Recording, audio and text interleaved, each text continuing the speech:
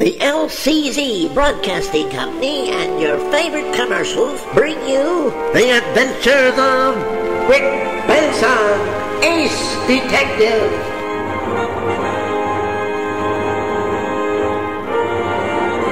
If you sometimes can't sleep because of simple nervousness, overwork, or fatigue, try Sominex. Taken as directed, Sominex helps bring 100% safe sleep. Contains no narcotics, non-habit forming. Take Sominex tonight and sleep. Safe and restful sleep. Sleep.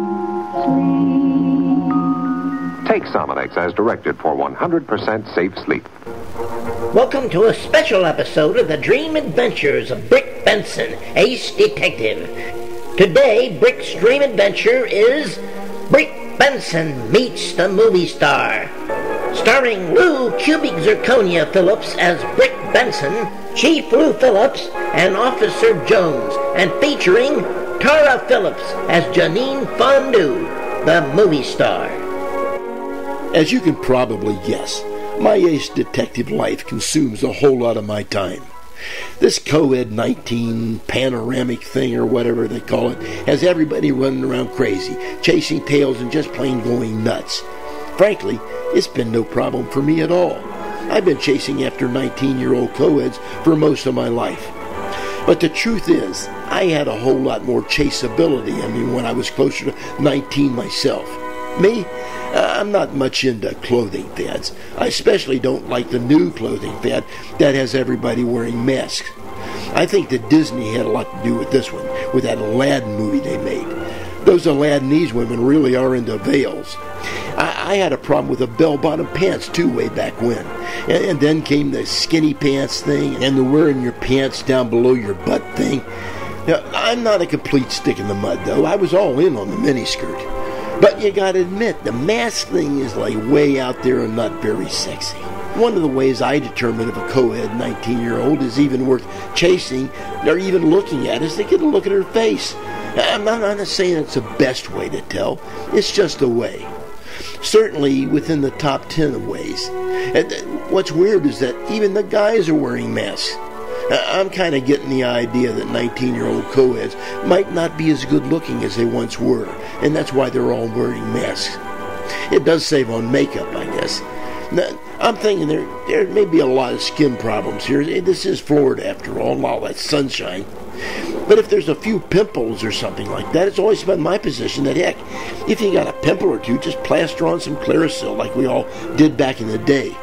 Sure, Clearasil smells like buffalo dung, and it tastes like it too, but when everybody's got it plastered on, you kind of get used to the smell, and it doesn't really interfere with the natural course of events, if you know what I'm talking about. Anyhow, where was I going with this? Oh, yeah. So anyway, I'm really busy trying to stay busy, and yada, yada, yada. So anyway, I needed a break.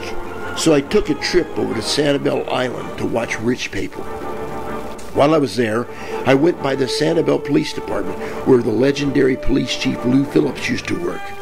I wanted to see a statue, but they tore it down a few years ago because his middle name was Lee. And as I understand it, his family owned a banana plantation up in Covington, Kentucky. It just so happens the rich Sanibelians were having their quarterly celebration of Chief Lou Phillips' retirement back in the early 2000s. So I stayed for several hours, and I listened to the speeches and recitals of things that the beloved chief said during his weekly fire pit chats, and the singing of the celebratory Chief Lou Phillips songs like Ding Dong, the Chief is Gone, and If He Only Had a Brain. After a long, joyous day, I returned to my dreary apartment by the shrimp docks on Fort Myers Beach.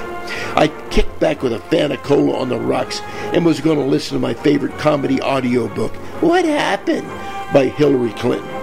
But I was so tired from my day on Sanibel that I fell right asleep, and I had this wonderful dream that it was 2005 and I was Brick Benson, Chief Lou Phillips' ace detective in the Sanibel Police Department. I was taking a well-deserved break at the water cooler when the great police chief Louis Lee Phillips Jr. walked up. Hey, Detective Benson, how you doing? Well, I'm doing really good, Chief. And how about you? I could be doing a whole lot better. The city manager's all over me about that manatee murder. How's that investigation going, Brick? Well, I'm right on top of that one, Chief. I feel pretty certain that it's the Manatees Are Just Speed Bumps gang. I think they did the hit. And the Manatees Are Just Big Lumps of Whale Poop coalition of Captiva is probably involved. I've got Officer Fife rounding up the leaders for a lineup. A lineup, Benson? You got witnesses? No, when I get them in here, I'm going to tell them that the manatee didn't die and can identify the driver of the murder boat. I figure that the one of them will give up the others involved to avoid the death penalty. Yeah, that new city ordinance making fish killing a capital offense is going to put Sanibel on the map, I'm telling you. Well, sounds like you got an excellent plan, Benson. Hey, by the way, did the manatee actually say anything at all before it died? No, sir. A manatee's not a fish, sir, and it's not a man. It's a mammal that lives in water and eats seaweed and stuff. Oh, so you're saying that it didn't have any information at all about who killed it? No, sir. It didn't say a word. Partially because the manatees don't talk, sir, and partly because the boat propeller cut its head off. Oh, okay, I get it. It's not a fish or a man. Right. I only caught that it was a man of something, like a man of tea or something like that. A man of tea, sir. Look, Brick, I'm a very busy man, so I only listen for key words. So I kind of picked up on the keywords man and murder, so you could probably understand my confusion. Yes, sir. Well, anyway, I hope your plan works. The city manager's still upset about that great gopher tortoise massacre last year. Detective, we were very fortunate that great white shark attacked that girl at the beach party way back then. That took the manager's mind off the gopher tortoise for a while. But now this.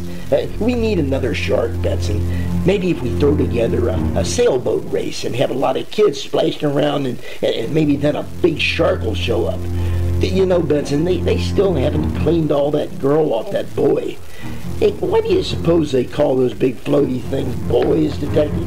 That's got to infuriate the feminists. Maybe we can make a boat race for feminists.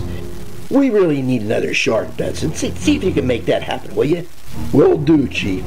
Yeah, that shark attack was a huge stroke of luck for us.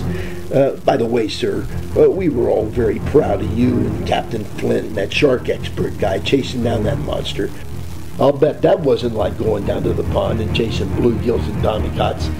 Too bad about Captain Flint, though. But the shark did save the city $10,000 that they were going to have to pay Flint. Well, Detective, I'd love to stay around and talk more about me, but I have to go. Got to pose for that statue they're making of me for being Sanibel's greatest chief and shark killer. See ya. Yeah, see ya, Chief. Oh, and congratulations on the statue. Just think, that'll be here long after we're all dead and gone. Yeah, Benson. Some people are just born to be immortalized in bronze and pigeon crap. Right after the chief left, Detective Jones, a great admirer of mine, came running up to me with some interesting news. Hey, Brick. Yeah, Jones? I want you to meet Janine Fondue, the movie star. I met her this week while I was doing a security detail for her. She's down here promoting a new movie, the one they just filmed over there on Mako Island. Oh, just look at her, Brick. She's a knockout, ain't she? Hey, come on. I'll introduce you. Miss Fondue, I want you to meet the department's #1 detective, Brick Benson. Oh. How you doing, Toots? Brick. I like that name. It's so masculine. So vero. So...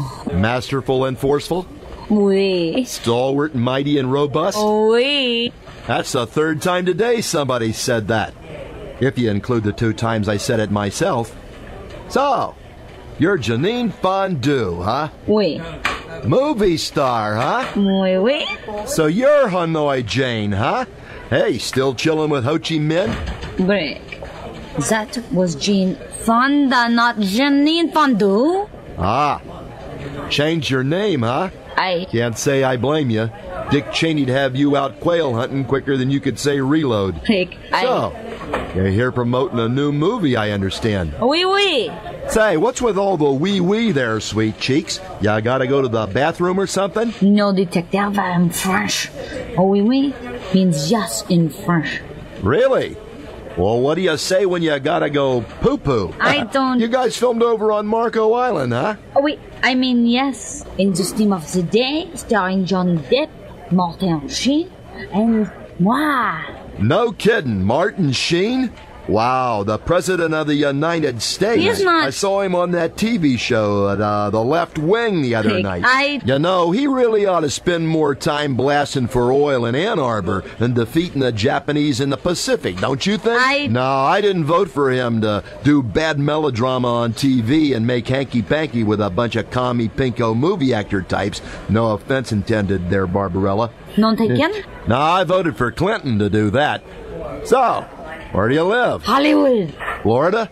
No, California. No kidding. I used to live in Hollywood.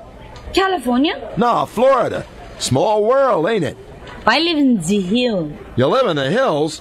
Well, that really sucks. Brick. You know, you'd think a movie star could afford a nice home. Brick. Yeah, a couple of cars, a tiny dog that shivers and pees all over itself. I don't... Oh, yeah, and one of them Suzanne Summer thigh exerciser thingies.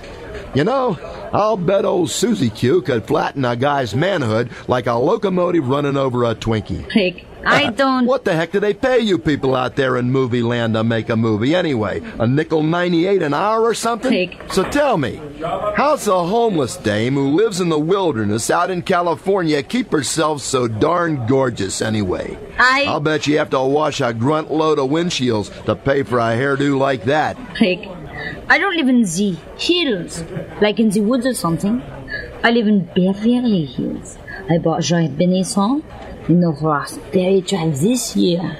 Oh, well, that's a relief. I was about ready to take up a collection to get you a new cardboard box and a shopping cart there, sweetheart. So, you got Jack Benny to sell you his house, did you? I'll bet that old skinflint sucked every last nickel out of you on that sale. Brick, Jack Benny is dead. Oh, my God, I'm sorry. I didn't even know he was sick. I'll bet that Rochester fella is pretty bummed out. I hope you kept him on. Seemed like a real nice guy. Rochester is deceased, Brick. Diseased? My God, did they catch it in time? He died, Detective? I guess they didn't.